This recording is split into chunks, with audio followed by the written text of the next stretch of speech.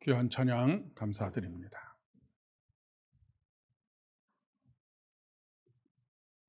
한 주간도 평안하셨습니까? 예. 비가 많이 와서 염려가 많이 됩니다. 비교적 김포는 비 피해가 늘 조금 그렇게 많지는 않은 곳이라 다행이긴 하지만 전국적으로 참 많은 어려움들이 있어서 참 많이 걱정이 됩니다. 여러분 위해서 기도해 주시고 또 힘써서 도울 수 있는 일들이 있으면 도우시는 그런 손길들 되실 수 있기를 바랍니다. 올해 여름은 특별히 폭우가 많이 쏟아지고 있습니다. 그런데 전문가들의 의견에 따르면 이것이 특별한 일이 되지 않을 것이다라고 그렇게 이야기를 합니다. 해가 거듭될수록 더 많은 폭우들이 쏟아질 것이다라고 하는 예상을 하고 있습니다. 빙하가 녹는 것은 물론이거니와 온도가 올라가면서 수증기를 많이 품은 구름들이 하늘을 덮고 이런 것들이 기류와 여러 가지 영향들로 인해서 많은 폭우들을 쏟아붓고 또 지구 한편에서는 50도가 넘는 폭염으로 인해서 많은 사람들이 그 더위를 견디지 못하고 죽어가는 경우들도 생기고 또 많은 나라들에서 사막화가 아주 심각하게 그렇게 진행이 되고 있다고 합니다. 우리가 과거와는 달리 더 많은 이제 폭우들이 계속해서 쏟아지게 될 터인데 앞으로 정부도 그렇지만 우리 한 사람 한 사람이 경각심을 가지고 이전과 같이 여름을 보내면 안 되겠다라고 하는 생각도 가져보게 됩니다. 이렇게 큰 재해가 나는 것과 또 동시에 비가 많이 오면 늘 제게 현실적인 고민이 하나 있습니다. 그것은 뭐냐면 우리 정원에 있는 풀들이 감당할 수 없을 만큼 눈에 띄게 하루하루 막 무성하게 자란다라고 하는 것입니다. 풀들이 꽃과 나무들을 덮어버립니다. 이것이 꽃밭인지 풀밭인지 알 수 없는 그런 상황들이 지속되는 그런 일들이 있습니다. 그래서 비가 많이 오는 날 그리고 한 며칠이 지나고 나서 풀을 깎아야 하는 그런 고민들이 생기게 되는데 이 풀이 꽃의 성장을 방해하기도 하고 때로는 꽃이 자라지 못하고 시들어 죽게 만드는 일도 있습니다. 그런데 예초기를 가지고 이 풀을 깎아가면서 걱정 아닌 걱정이 하나 있는데 이 예초기로 풀을 깎고 난 그 자리에 남아있는 상흔들입니다. 어떤 상흔들이냐면 풀과 함께 꽃이 잘려져 나간 흔적들이 너무 많이 있고 또 나무 아무리 조심을 해도 나무에 상처가 남는 그런 일들이 많이 있기 때문에 그렇습니다. 그렇다고 해서 풀을 베지 않을 수도 없고 참 딜레마적인 상황이 아닌가 싶습니다. 그런데 이것은 자연만의 현상이 아니라 우리가 살아가고 있는 우리 이 세상의 모습이라고 이야기할 수 있겠습니다. 예수님 당시의 세상이나 지금이나 하나님께서 통치하시는 이 세상 속에 웬 풀들이 이렇게 무성하게 많이 자라는 것과 마찬가지로 가라지들이 많이 무성하여서 하나님 나라와는 아무런 상관이 없이 세상이 돌아가는 것처럼 보이기 때문에 그렇습니다. 특별히 예수님 당시에 초대교회 성도들이 처해 있던 상황은 로마 제국이 여전히 시퍼렇게 눈을 뜨고 있고 그로 인해서 수많은 박해와 어려움들과 고통과 눈물들이 상존하고 있는 그런 세상입니다. 분명히 예수님께서 이 땅에 오셨고 예수님께서 이 땅에 오셔서 하나님의 나라를 선포하셨고 그 하나님의 나라가 이미 임하였고 아직 임하지 않았다라고 하는 이 긴장관계 속에서 신앙생활을 하고 있었는데 성도들의 주변을 둘러싸고 있는 것은 온통 가라지들, 꽃들이 숨쉬지 못하게 하고 나무가 자라지 못하도록 하는 그런 것들로 가득 채워져 있었다라고 하는 것이죠. 오늘날 우리 사회도 크게 다르지 않은 것 같습니다. 악이 선을 이기고 부익부 빈익빈이 더욱 심하여지고 고착화되어져가는 그런 상황 속에 놓여져 있습니다. 마치 오늘 예수님께서 말씀하시는 것처럼 사단이 뿌려놓은 악이 날마다 우리 사회를 뒤덮고 있는 것과 같은 그런 상황이 계속되고 있다라고 하는 것입니다. 우리 사회는 더욱 죄악이 심각해지고 있습니다. 그러면서 우리 마음속에 이런 현상들을 보는 우리 마음속에 이런 생각이 듭니다. 하나님께서 통치하고 계시고 그 통치가 공의로운 통치라고 한다면 도저히 일어날 수도 없는 일, 일어나서는 안 되는 일들이 왜 이렇게 세상에 많이 일어나고 있는가라고 하는 의문입니다. 그 일로 인해서 많은 사람들이 회의를 품기도 하지요. 이런 세상의 현상들을 대하는 두 가지 태도가 있습니다. 하나는 어차피 이 세상에는 악이 관영하고 그 악이 관영하는 세상의 흐름은 그러려니라고 생각할 수밖에 없다라고 하는 것입니다. 그래서 그럴수록 세상과 단절하고 영적이라고 생각하는 일들에 더욱 몰두하는 것이 신앙인의 삶의 자세이다라고 생각하는 것이지요. 주로 이단이나 사이비에 빠져들어가는 사람들이 가지고 있는 생각이기도 합니다. 그리고 정통 교회 안에서도 그런 생각에 사로잡혀서 신앙생활을 하는 이들이 적지 않습니다. 그 반면에 어떤 사람들은 세상을 바로잡아 보려고 애를 쓰는 사람들도 있습니다. 그러나 그들의 노력이라고 하는 것이 참으로 얼마나 무력한가라고 하는 것을 우리가 우리의 삶을 통해서 경험하는 일들이 많이 있지 않습니까? 그래서 사람들의 마음속에는 일종의 패배의식이 자리 잡고 있습니다. 나 한 사람이 아무리 노력해봐야 무슨 소용이 있는가? 이 자연이 이렇게 파괴되어져 가는 일에 있어서 조금이라도 샴푸를 아끼고 조금이라도 이 환경을 파괴하는 일들을 하지 않으려고 하는 한 개인의 애씀, 이것이 무슨 소용이 있는가라고 하는 패배의식인 것이죠. 우리 가족만 한다고 해서, 우리 교회가 그런 일을 한다고 해서 세상이 바뀌지는 않아라고 하는 패배의식에 사로잡히게 되는 것입니다. 해봐도 안 되더라라고 하는 생각인 것이죠. 그렇게 되면 이 사회를 바꾸려고 하는 노력을 하기보다는 어떻게든지 살아남고자 하는 생존 본능 때문에 우리가 이 사회를 변혁시키려고 하는 생각을 가지는 것이 아니라 오히려 이 세상 속에 어떻게 잘 적응해서 살아남을 것인가에 더 많은 관심을 가지게 되는 것이죠. 그리고 거의 대부분의 사람들이 이런 삶을 선택합니다. 어떻게든지 우리 사회의 구조 속에서 이 사회에 잘 적응해서 살아남고 남들보다 위에 설 수 있는가라고 하는 것에 관심을 가지게 되는 것이죠. 이런 현상들을 바라보는 우리 그리스도인들의 마음은 참 복잡합니다. 왜냐하면 세상을 등지고 영적이라고 생각하는 일에만 푹 빠져서 살 수도 없고, 그렇다고 해서 세상이 죄악으로 관영한 세상, 잘못된 방향으로 가고 있는 세상임을 알매도 불구하고 거기에 적당히 적응해서 살아가는 것도 마음이 불편하기 때문에 그렇습니다.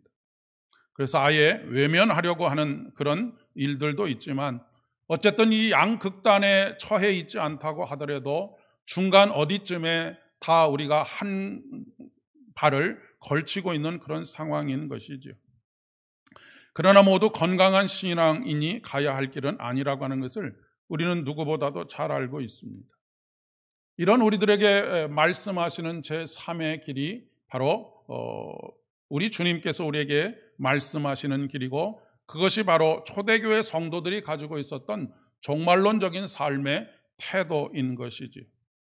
초대교회 성도들의 삶의 선택도 그러했었습니다. 그런 삶의 상황 속에 있는 초대교회 성도들, 제자들에게 하나님의 나라의 비유를 통하여서 그들이 어떻게 살아가야 할지를 말씀하고 계시는 것이 오늘 본문의 이야기입니다.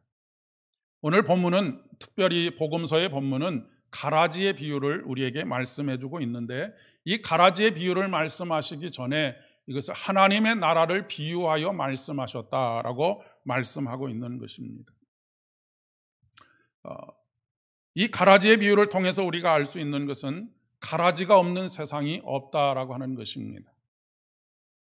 교회 안에도 마찬가지이고, 더욱 놀라운 것은 우리의 마음 안에도 알곡과 가라지가 공존하고 있다라고 하는 사실이지요.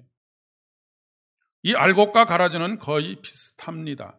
이 가라지는 벽과에 속하는 1년생 풀인데, 구별하기도 어려울 뿐만 아니라 그것을 구별하여 뽑아내는 일도 참 쉽지가 않은 그런 일들이지요. 자칫 잘못하면은 우리가 알곡을 가라지로 알고 뽑아낼 수도 있고, 가라지를 알곡인 줄 알고 내버려 둘 수도 있는 그런 상황인 것이지. 우리 마음속에도 내가 옳다고 생각하는 것 참 많이 있는데, 그것이 하나님의 뜻과는 전혀 별개일 때가 있는 경우들이 상당합니다.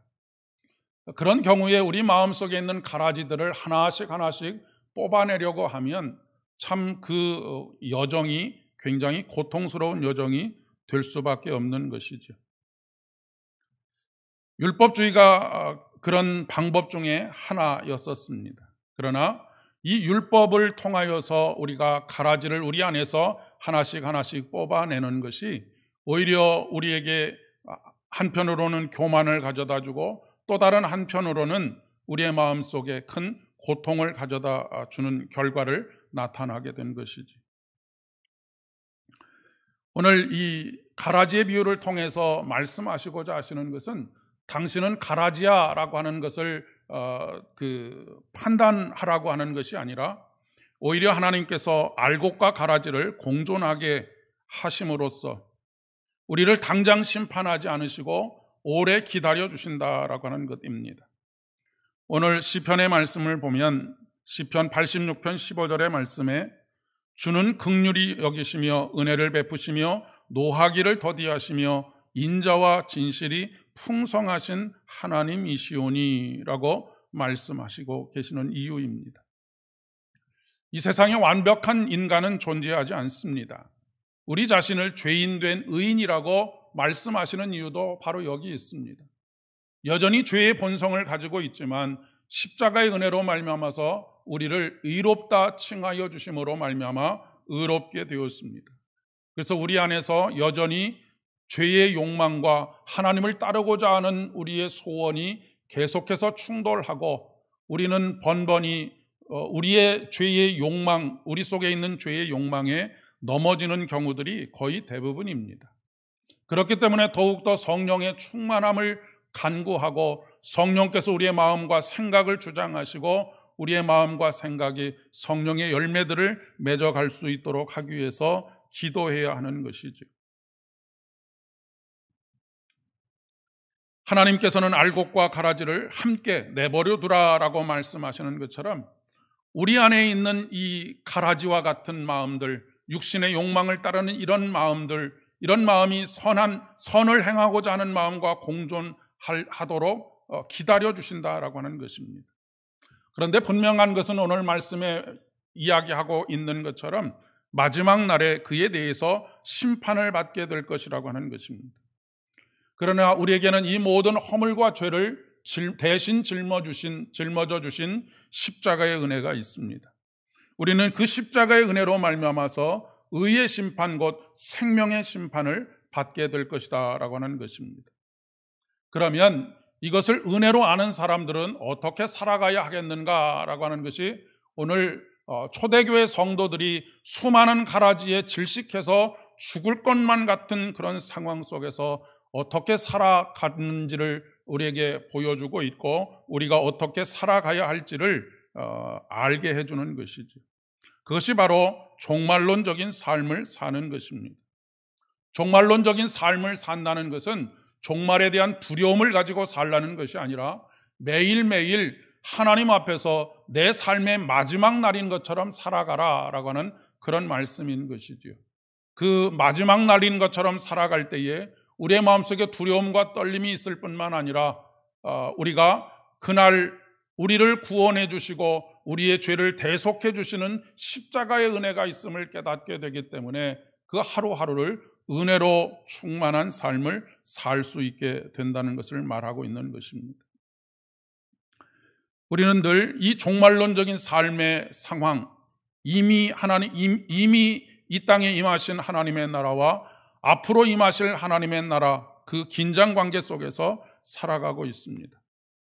이 긴장 관계를 놓치게 되면 우리의 신앙이 나태해지고 게을러질 수밖에 없고, 그렇게 되면 결국 우리의 신앙은 정체될 수밖에 없는 것을 의미하는 것이죠.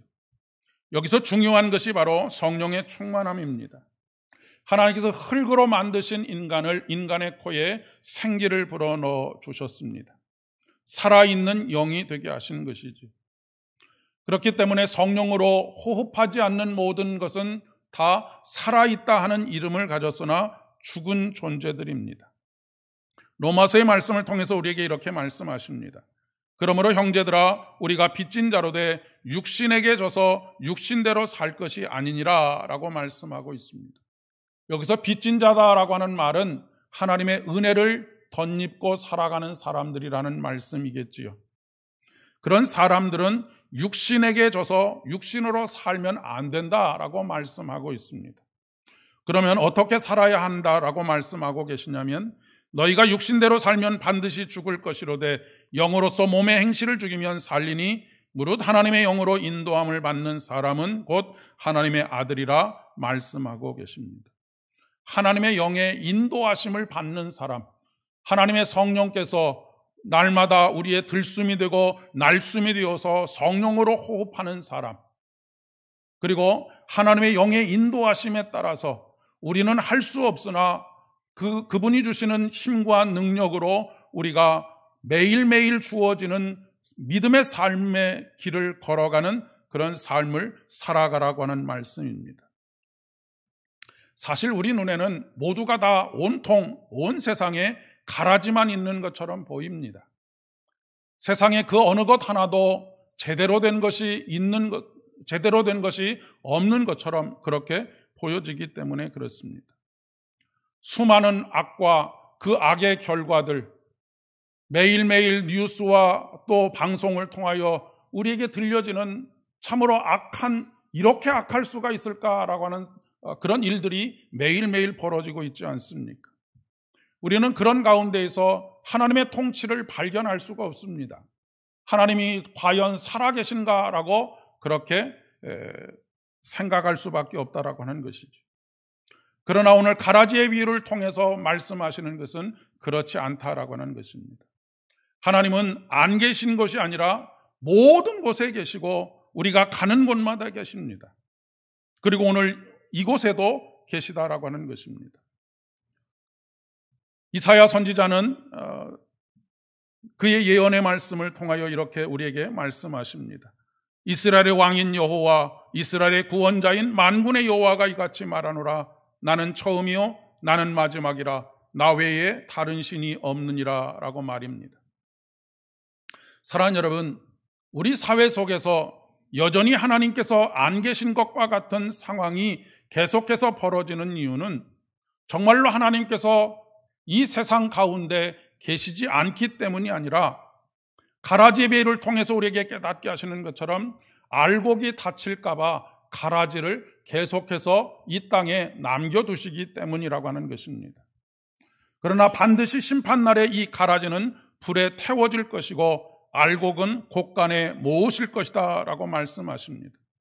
그리고 그때에 의의 심판을 받는 우리들, 하나님으로 십자가의 은혜로 말미암아 영생을 얻는 우리들은 아버지의 나라에서 해와 같이 빛나는 인생이 될 것이다 라고 말씀하고 계시는 것입니다. 세상이 갈수록 악해지고 있습니다. 앞으로 더 잔인해질 것이다 라고 그렇게 생각이 됩니다. 과학과 물질 문명은 우리에게 세상을 편하게 살 수 있는 방법들을 만들어줄 수 있을지는 모르겠지만 과학으로 물질 문명으로 세상을 선하게 만들 수 있는 방법은 없습니다. 오늘날 우리 사회를 보면 부끄러움이 무엇인지를 잃어버린 그런 세상이 되어가고 있는 듯 보여집니다. 이런 세상 속에서 우리가 믿음으로 산다는 것은 어떻게 보면 고립된 상황 속에 있는 것과 같은 그런 생각이 참 많이 듭니다. 그런데 창세기의 말씀을 통해서 보면 야곱의 인생을 통해서 우리가 어떻게 매일 매 순간을 살아가야 할지를 말씀하고 계십니다. 야곱은 인생의 벼랑을 만났습니다. 형 에서를 속이고 그로 인하여서 죽음의 위협이 있음으로 말미암아 삼촌 라반의 집으로 도망가는 중이었습니다. 그는 너무나 외로운 밤을 맞이했습니다. 세상에 그 어느 누구도 그를 도울 수 있는 사람은 없었습니다. 그리고 사방에 그를 해치려고 하는 동물들과 독종들과 수많은 위험들이 도사리고 있었습니다. 그리고 도망치는 그의 마음속에는 이곳에는 하나님께서 계시지 않는다라고 생각되는 그런 생각 속에 사로잡혀서 밤잠을 청할 수밖에 없었습니다. 그가 돌베개를 베고 잠을 청했다는 것은 노구숙을 하면서 베개까지 챙겼구나라고 하는 것이 아니라 아무도 의지할 수 없는 그런 상황 속에서 베개라도 돌베개라도 껴안지 않고서는 그 외로움을, 그 고독함을 견딜 수 없는 그런 상황에 있었다라고 하는 것을 이야기해 주고 있습니다. 그러나 여러분, 놀랍게도 그곳에 하나님께서 함께 계셨습니다. 그곳은 지금 아무도 나를 도울 사람이 없는 상황이라고 생각했던 야곱, 그것으로 인하여서 지독한 고독함 속에, 절망감 속에 희망이 없이 그 밤을 지새고 있는 그에게 하나님께서 나타나 주셨기 때문입니다. 야곱은 그곳에서 이렇게 고백합니다. 주님께서 분명히 이곳에 계셨는데도 불구하고 내가 그것을 미처 깨닫지를 못했구나. 사랑하는 여러분, 그렇습니다. 우리가 눈물의 현장, 아픔의 현장, 고통의 현장, 나밖에 없고 하나님께서 나를 돕지 않으시는 것 같고 하나님께서 살아계시지 않은 것과 같은 모든 상황들 속에서 우리는 절망하고 좌절하고 고독의 깊은 고독 속에서 하루하루를 연명하고 살아가지만 오늘 야곱이 발견한 것처럼 내가 이곳에는 하나님이 계시지 않은 줄 알았는데 이곳에 계시는 하나님을 내가 미처 몰랐구나라고 하는 고백들이 매일 매 순간 우리의 삶 속에서 고백되어지기를 진심으로 축복합니다. 내가 원하는 대로 되어지지 않는다고 낙심하고 어떤 일로 인하여서 큰 고통 가운데 있을 때 하나님은 나를 떠나가셨고 하나님은 나와 함께 계시지 않는다라고 믿어지는 그 순간에라도 하나님은 여전히 우리와 함께 계시다는 것을 말씀하고 있습니다. 그러니 사랑하는 여러분, 어떤 삶의 상황 속에서도 낙심하거나 절망하지 마시기를 바랍니다. 하나님께서 세상에서 벌어지는 악을 방관하고 계시는 것이 아니기 때문에 그렇습니다. 하나님께서는 오히려 온몸으로 악과 싸워서 이기셨습니다. 그 사건이 바로 십자가의 사건입니다. 사단은 예수 그리스도를 죽음으로 몰아넣었지만 그 죽음과의 싸움에서 이기고 승리하셔서 부활의 몸으로 우리에게 부활의 첫 열매가 되셔서 부활하신 우리 주님께서 성령을 통하여 저와 여러분과 함께 계시는 것입니다. 그리고 제자들에게 약속하신 것처럼 세상 끝날까지 저와 여러분을 떠나지 않으시겠다고 약속하시는 하나님이십니다. 여러분, 우리가 좋은 일이 있을 때도 하나님께서 함께 하시지만 우리가 고통의 순간에 있을 때 하나님께서 우리 곁에 더 가까이 계시다라고 하는 것을 잊지 마셔야 합니다. 그분은 우리의 위로자가 되시고 그분은 우리의 소망이 되십니다. 이 세상은 모두가 다 하나님이 없는 것처럼 살아가는 세상입니다. 하나님이 없는 것처럼 생각하고 하나님이 없는 것처럼 행동하면서 살아갑니다. 그것이 바로 가라지의 인생입니다. 그러나 우리가 어떤 상황 속에서도 하나님께서 보이지 않는 상황 속에서도 하나님을 절대적으로 신뢰하는 가운데 마침내 우리를 살게 하시는 그 하나님, 그래서 내가 이곳에 하나님께서 계시는 것을 미처 몰랐구나. 지옥과 같은 어떤 삶의 상황들 속에서도 하나님은 거기 우리와 함께 계심으로 말미암아 그곳이 하나님의 나라인 것을 선포하십니다.